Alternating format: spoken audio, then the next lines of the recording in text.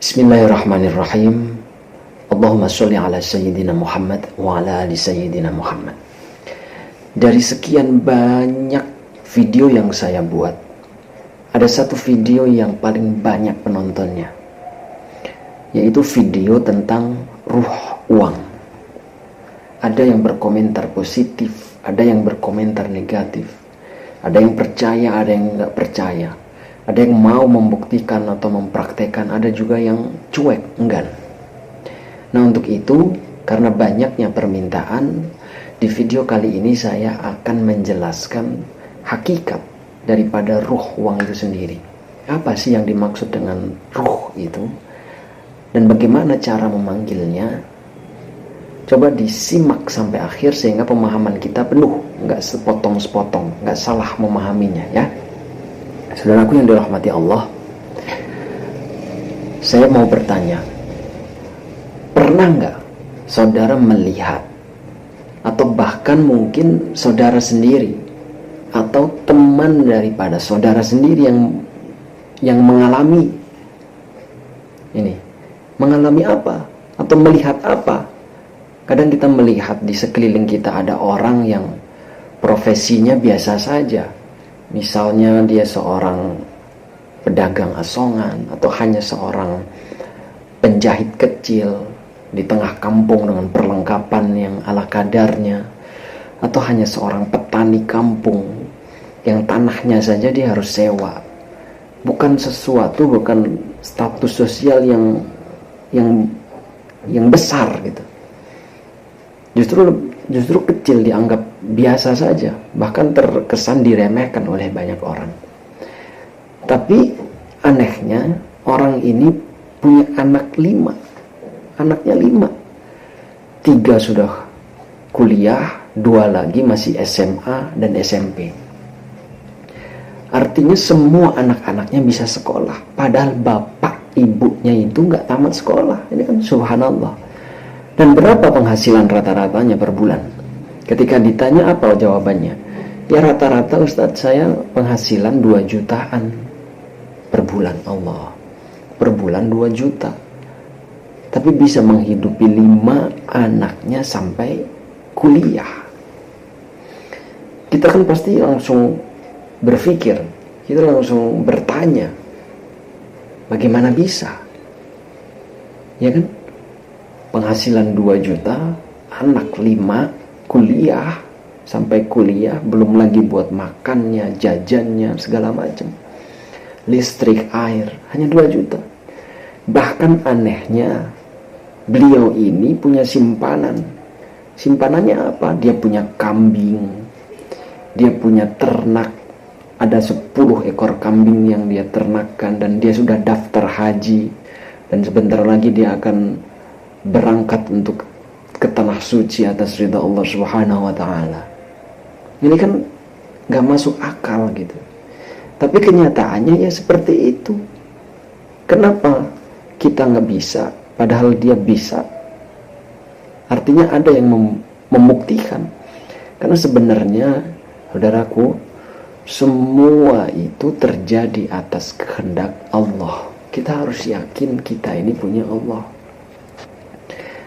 Nah, uang itu pun punya Allah. Segala yang ada di dunia ini adalah milik Allah Subhanahu wa ta'ala. Makanya harus kita pahami, uang itu bukan hanya perkara sedikit atau banyaknya jumlah. Tapi uang itu memiliki ruh di dalamnya. Nah, ruhnya itu apa? Ruhnya itu adalah keberkahan. Coba saya ulangi lagi, dicatat. Ruh daripada uang itu adalah keberkahan. Dapat uang banyak tapi nggak berkah, sama aja. Uang itu nggak ada ruhnya. Itu artinya seperti itu. Artinya uang itu nggak hidup ketika uang itu jauh dari keberkahan, nggak hidup. Dapat uang sedikit tapi berkah. Nah, inilah yang membuat uang itu menjadi hidup dan mampu menghidupkan yang mencari, menghidupkan anaknya, menghidupkan istrinya, suaminya, keluarga, bahkan orang-orang di sekitarnya.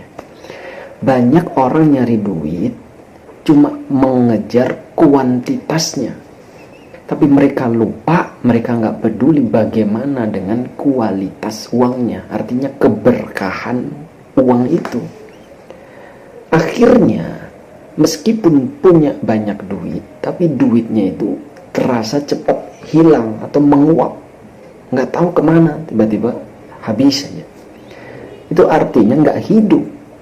Bahkan terkadang uang-uang seperti itu justru memancing masalah, memicu malapetaka.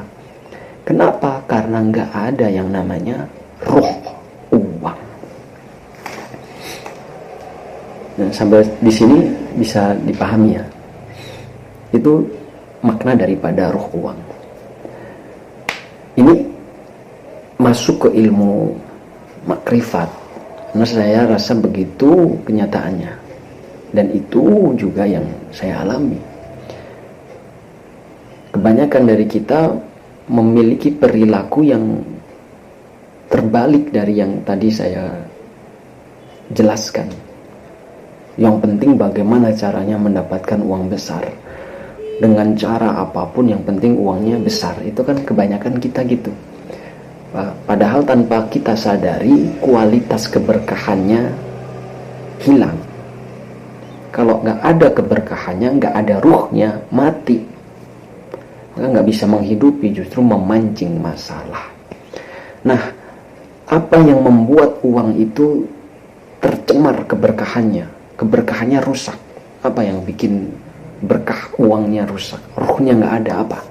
Coba diperhatikan, kalau perlu saudara catat. Yang pertama, coba saudara amati. Apakah selama ini dalam berdagang atau berbisnis atau berusaha atau bekerja, kita ini jujur atau enggak? Nah ini, yang pertama ini. Ini untuk mendeteksi ruh kita, ruh uangnya itu ada enggak? Yang pertama, coba dideteksi dengan cara, kita ini jujur enggak sih? Dagangnya, usahanya, bisnisnya, atau jangan-jangan malah bohong. Barang jelek kita bilang bagus, barang murah kita bilang mahal, barang KW kita bilang asli. Kita bisnis online yang ada di foto sepertinya bagus banget, tapi begitu terkirim nggak seperti yang ada di foto, itu kan nggak benar. Nah sesungguhnya itulah yang bisa merugikan kita sendiri, merugikan orang lain juga, tapi kita kena imbasnya karena nggak menarik keberkahan. Itu yang pertama. Yang kedua, coba Anda amati, saudara amati, apakah dalam Anda berdagang, berbisnis, atau bekerja itu kita mempermainkan harga terlalu tinggi dengan niatan mencari keuntungan setinggi-tingginya atau tidak? Nah, emang ngaruh? Ya iya, kecuali atas ridho dengan jujur tadi. Tapi ketika kita membohongi pelanggan, kita naikkan harga setinggi-tingginya, pelanggan nggak tahu. Nah ini lebih baik jangan seperti itu. Lebih baik jangan seperti itu. Kecuali kalau pelanggan tahu, saya jual sekian, cara Rasulullah SAW dahulu seperti itu. Saya beli harga sekian, saya jual sekian. Kalau Anda ridho, ambil. Kalau enggak apa-apa. Nah, kecuali seperti itu.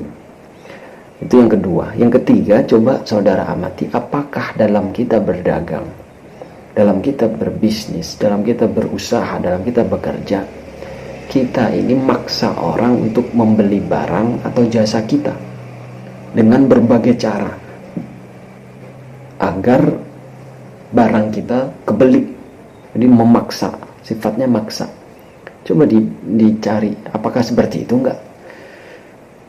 Itu yang ketiga. Yang keempat, coba Anda amati apakah dalam berusaha, berdagang, berbisnis, bekerja, kita menjelek-jelekkan dagangan orang, menjatuhkan orang lain, sehingga orang lain bangkrut, kita untung. Orang lain berkurang, kita bertambah, dengan harapan kita naik terus, tapi orang lain kita nggak pedulikan. Nah, ini diantara daripada yang menghilangkan keberkahan dari uang. Masih banyak yang lainnya yang menjadikan uang kita itu kotor. alias nggak berkah, alias nggak ada ruhnya, sehingga nggak hidup, nggak bisa juga menghidupi, sehingga rasanya kurang. Uang yang berkah itu meskipun kuantitasnya banyak, biasanya uang itu lenyap gitu, itu kalau nggak berkah, bahkan selalu mengundang masalah. Tapi uang yang berkah, yang berruh, ada ruhnya, ada hidupnya, walaupun sedikit, dia itu rasanya cukup aja. Anak bisa makan, bisa bayar SPP, bisa bayar listrik, bisa bayar air, cukup untuk kebutuhan sehari-hari. Manfaatnya terasa, bahkan lebih luas. Nah, silahkan Anda cari sebanyak-banyaknya, lebih dari 4 itu hanya pemancing. 4 yang merusak keberkahan. Di luar itu banyak sekali. Yang jelas jangan lupakan keberkahannya ketika kita mencari uang. Pikirkan, renungkan kembali, apakah jalan kita selama ini dalam mencari uang itu bersih atau curang atau kotor atau bohong. Insya Allah dengan seperti itu, dengan kesadaran seperti itu, insya Allah uang kita akan hidup dan bisa menghidupi, punya ruh, karena penuh dengan keberkahan. Semoga bisa bermanfaat untuk kita semua. Amin.